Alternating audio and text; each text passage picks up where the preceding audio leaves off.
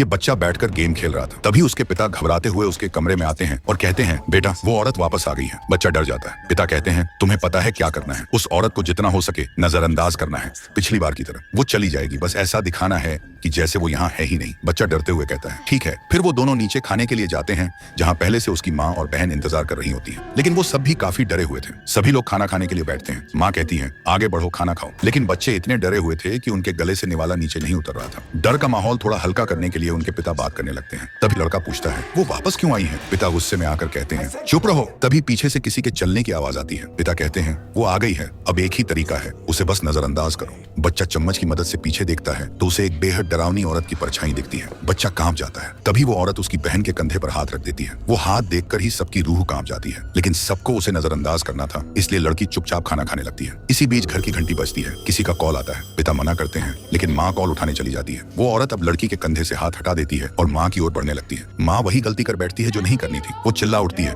हमें अकेला छोड़ दो, यहाँ से चली जाओ। तभी वो डरावनी औरत माँ पर हमला कर देती है और उसे मार डालती है। पिता उसे बचाने दौड़ते हैं, लेकिन तब तक दरवाजा बंद हो चुका होता है। कुछ देर बाद दरवाजा जोर से खुलता है और पिता बेहोश हो जाते हैं। अब बच्चे अकेले रह जाते हैं। वो औरत धीरे धीरे बाहर आ रही होती है। तभी बहन आकर कहती है, उसे नजरअंदाज करो, बस उसे नजरअंदाज करो। लेकिन अब बहुत देर हो चुकी होती है। अगर ऐसा कुछ आपके साथ हो तो क्या आप उसे नजरअंदाज कर पाएंगे? कमेंट में जरूर बताना।